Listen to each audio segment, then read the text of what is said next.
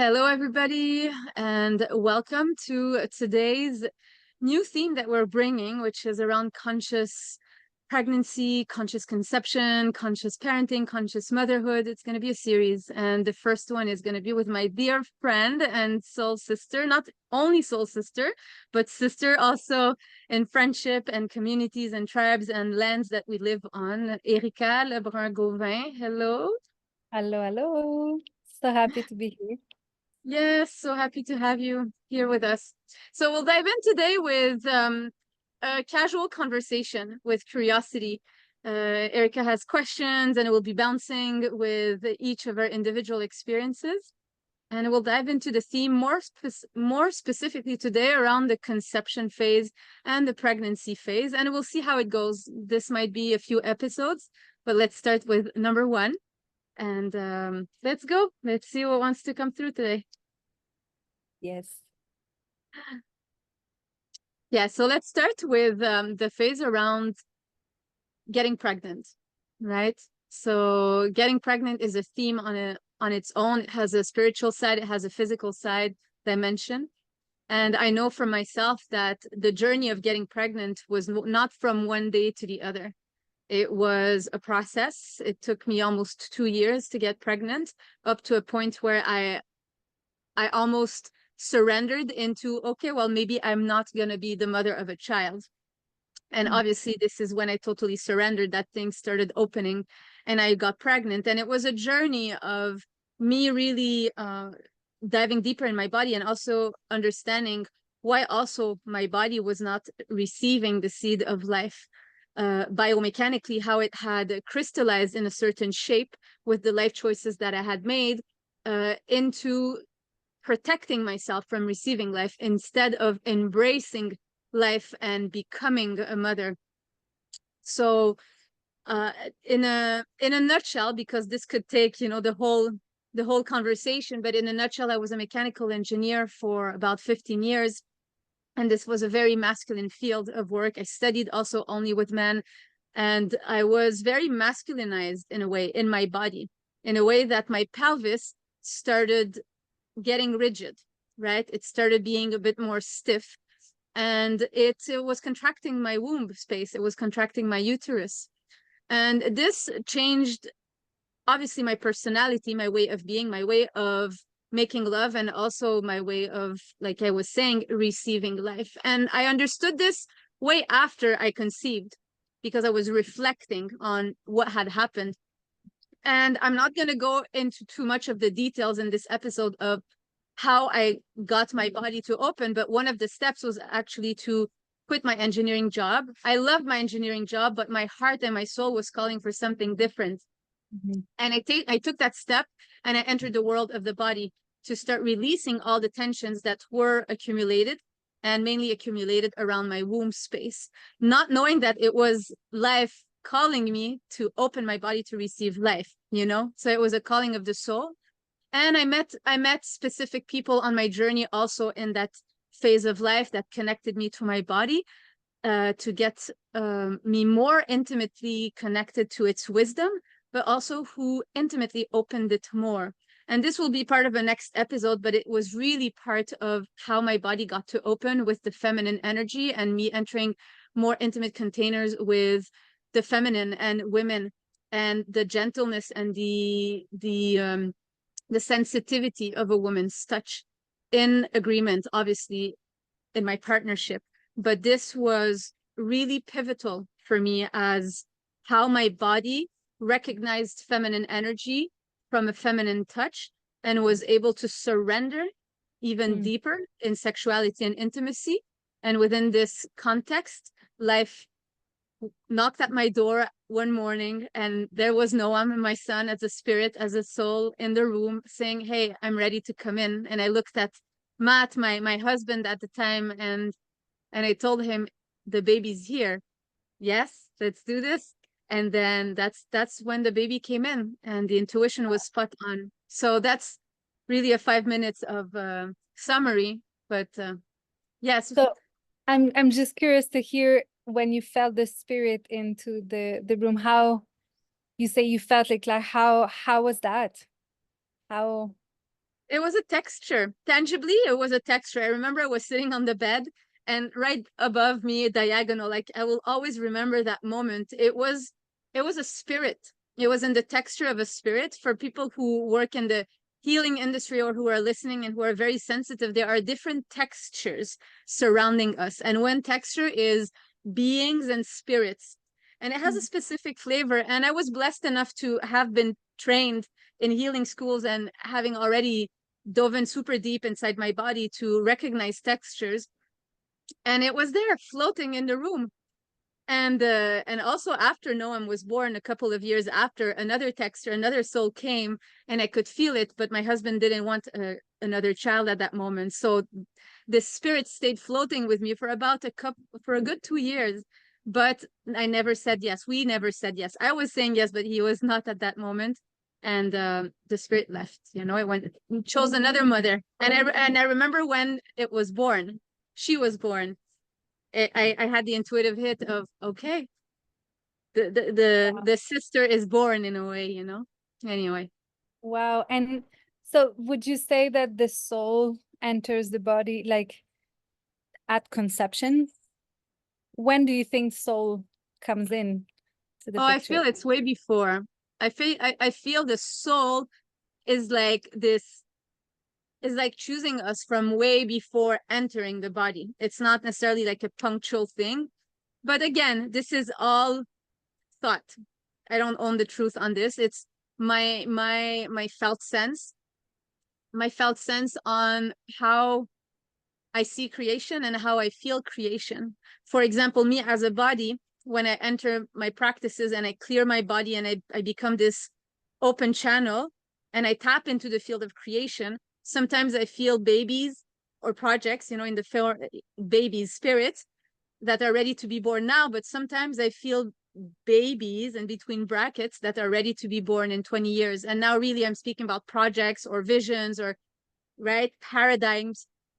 So I'm feeling them from far, but I know very well that it's not now. There's a deep knowing that it's not ready to be incarnated now. My body is not the embodiment that can carry this mission per se right now. So I really trust that it's both the decision of the readiness of the body and the parents who are going to hold this baby, and also the soul that is like, hey, it's now, I'm coming in. And so I speak both from thoughts, in theory a bit, and also from direct experience as a creator, because I'm tapping in the field every day and I can feel when they're coming to me in project forms. How about you? That's incredible. Now, Yeah. I'm super interested in that soul ensoulment. We were just like this new word that I learned. I didn't know it was a word, but like this, to know when is the fetus actually charged with the soul? Like, is it, the conception? And I think from in my experience was also, I know exactly the moment, like the time that we conceived, because I really felt like there was a third presence with us Yes. as we were making love. And it was really strong, like this feeling. And even after making love, I told my partner, like, we'll remember this date, like something, like I felt strongly that there was something. And it's not like we were trying to conceive. So for us was, I think, like during the moment I felt this presence, but then my mind was like, no, like it cannot be, like it's not that, it cannot be. And when I learned I was pregnant, it was quite a confirmation, revelation, or whatever you call it. And and it's funny because in my mind I had this somehow preconception, like an idea that if I wanted to get pregnant, it would take me work somehow. Because of my journey also with the pills, I took the anti conception pill. I had a journey that I didn't have period for like a year and a half, and I had to really rebuild that. So I thought like, okay, like I'm not somebody that is super regular. I can have long cycle. So I thought, okay, for all of these reasons, whenever I'm going to be ready. It might take me some work. And I know that it's reality for a lot of people. So I kind of put myself by default in this category. But yeah, something magical just happened. And the only time that it could have happened, it happened. So it was really kind of like this soul, I feel, was really waiting for that moment to enter.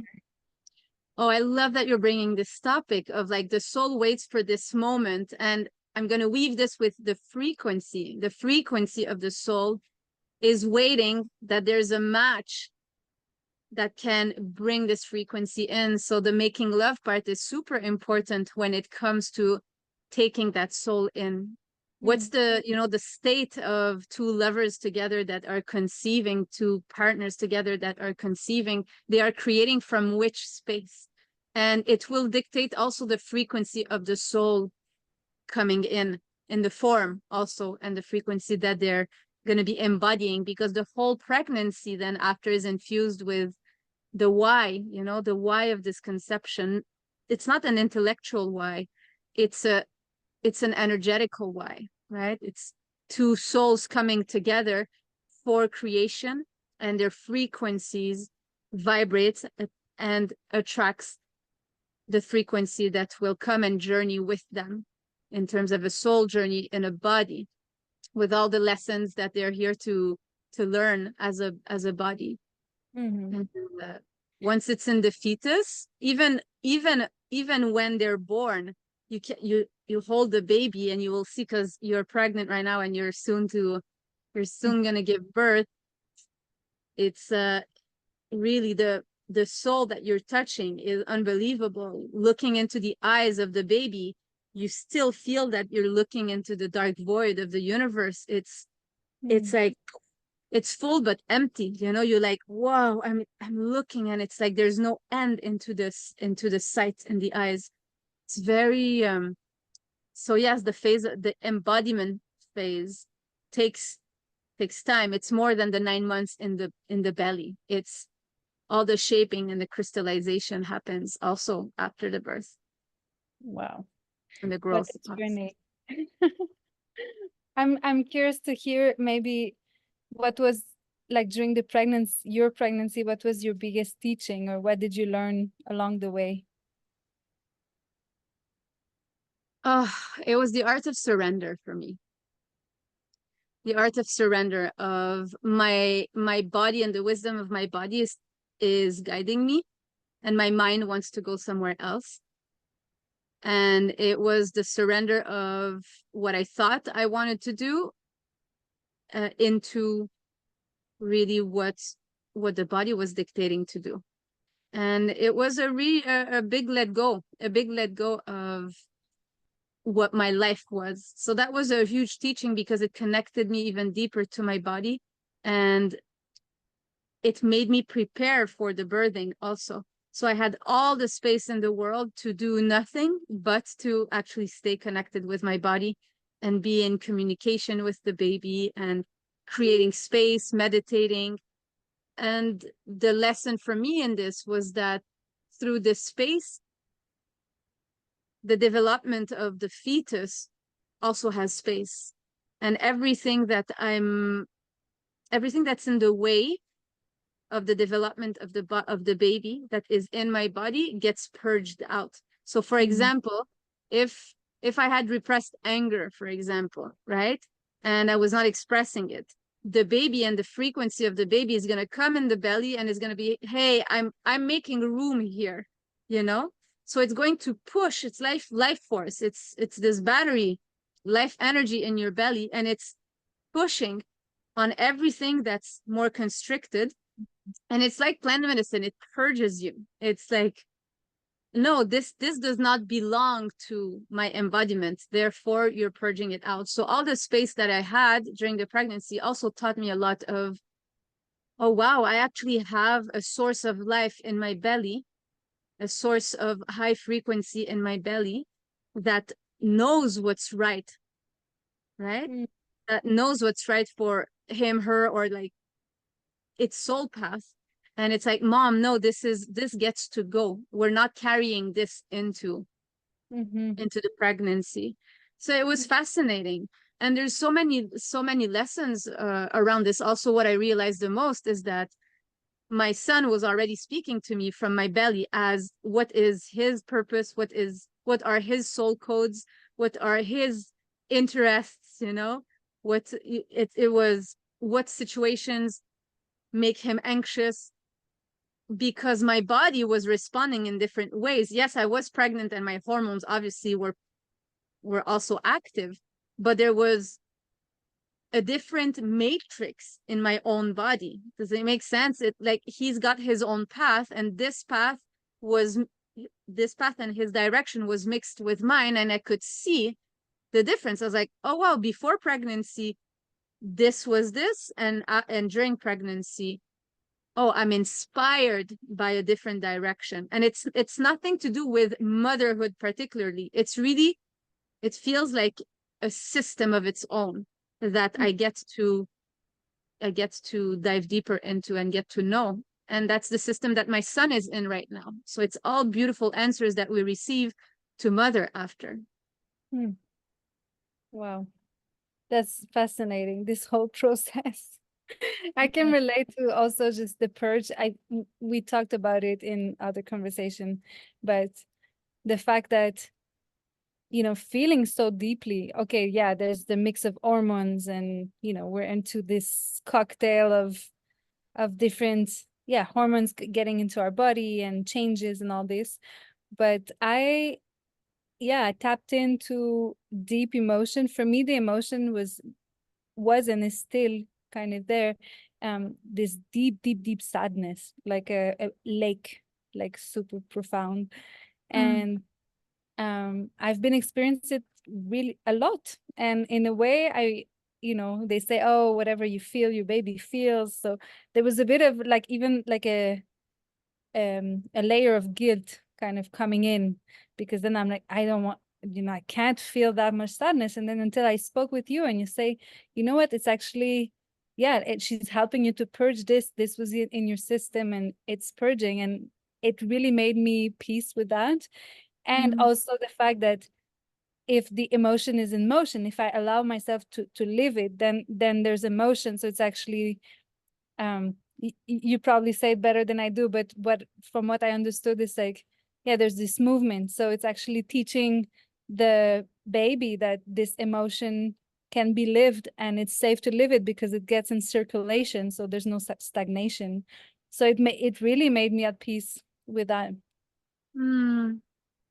Yes, it's beautiful. It's all teaching from the beginning that an emotion is actually not to be attached to. It's an energy in motion, like you said, and it's the tissues are detoxing. And emotion is we think it's something, but it's not. It's really an energy circulating in the tissue that at one point we chose to repress, and then it creates an amplification of what it is. But if punctually we are in the habit of, oh, all right, there's that energy circulating in my lungs, oh, like I'm needing this, everything gets translated into love right away.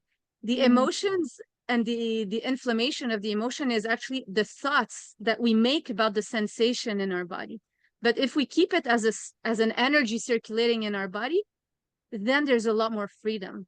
Yeah. And that's what we want to teach also, yes, the baby in creation, that yes, all these emotions are only communicators. It's like it's in the water, right? It's in the water. It's a communication information through the water. It's beautiful. Yeah. And I was curious because I'm now about 34 weeks pregnant. Yes. So I can feel this portal of like the birth coming closer. Yes. And when I read about, okay, what are, you know, how does it look like the third trimester and all this, I know that the more I go into this pregnancy, the more I feel like I'm less embodied in a way, like, just to use the same term. I'm still there in my body, super, it's very present because I'm getting heavier and heavier, but there's a part of my mind that is really kind of disconnected from the 3D and kind of already a bit closer to the ether world, or And yeah, and I'm, of course, like there's always this, I know how big this portal is of the birth.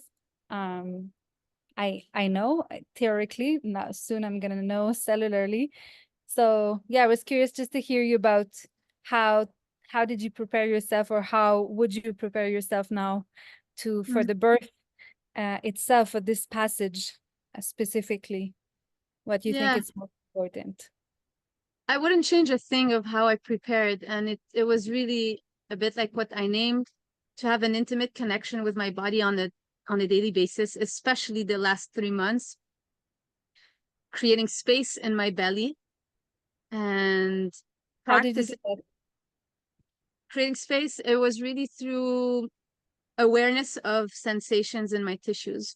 I also used yoga therapy, not a lot of different postures, simple postures like cat and cow or the butterfly, things that really opened my pelvis, opened my hips, because the baby, as it comes through the canal, is going through the whole womb space, it's going through the whole pelvic space.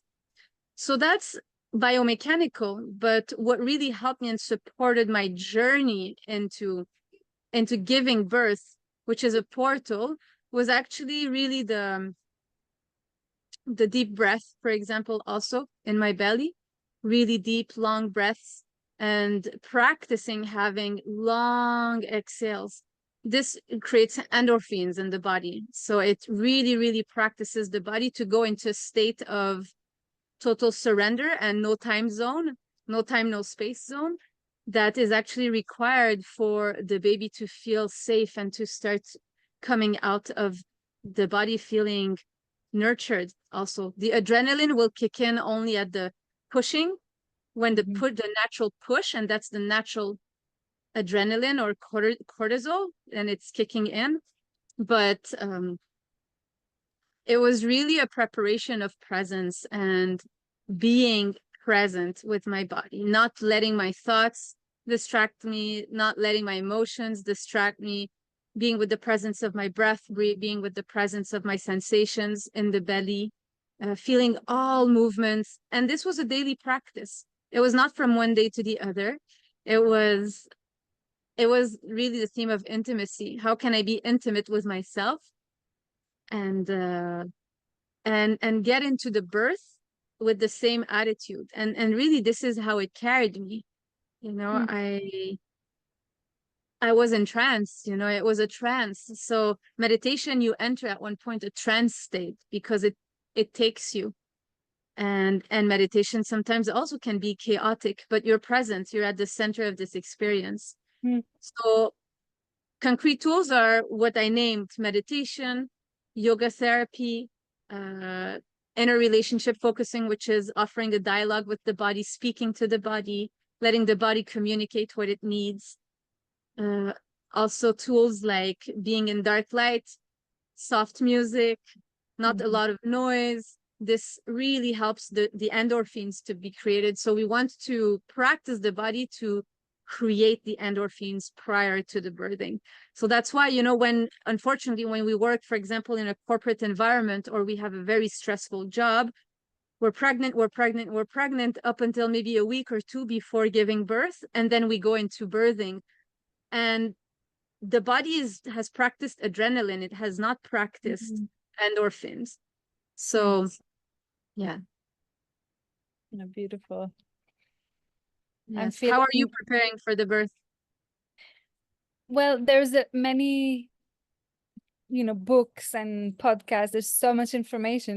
We live in this era of having so much access to information, which is amazing. So I feel like mentally, there's a lot of knowledge that has been accumulated here. Mm-hmm. And I know that this knowledge just is can be tricky because it's here, it's not in the body. So in the last part, the last trimester, I feel like I want less and less information to come here, and more connection from within. Like I want this inner input more than the outside Yes. input. So it's been intuitively in the morning, I've been stretching and starting to talk like really to my baby.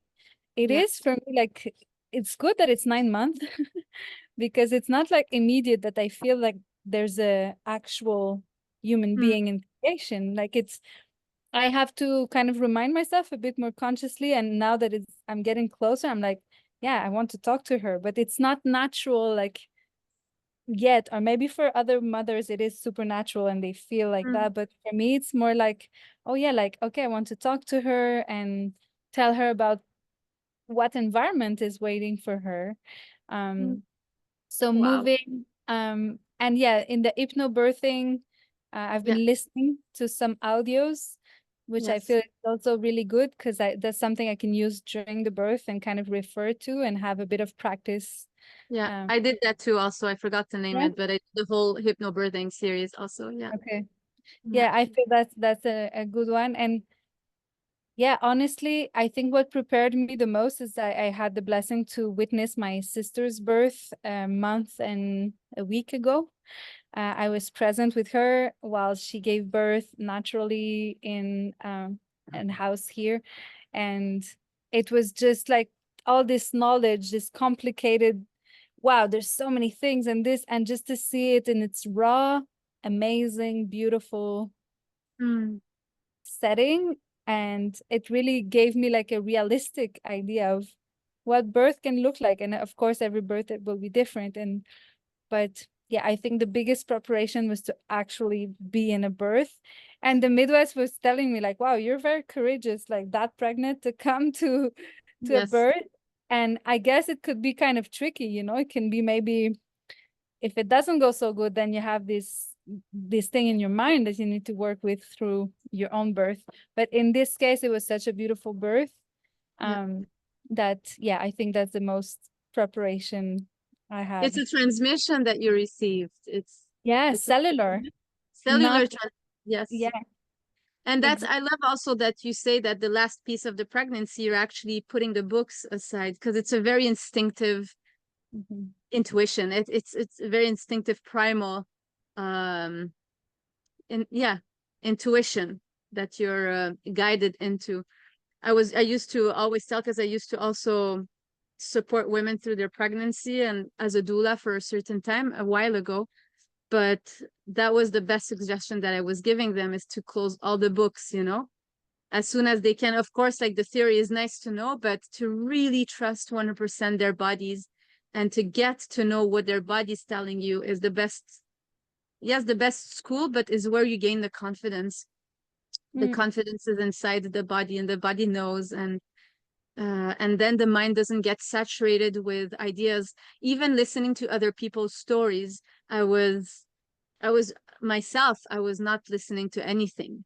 I was like, I'm in my experience. I'm not in anything else but this experience. So on my side, I had barely read anything. And I was, yes, it was very particular, this stage of life that I was in. I was more in my house and feeling my body. wow. Yeah, feeling my body. And yes, yes.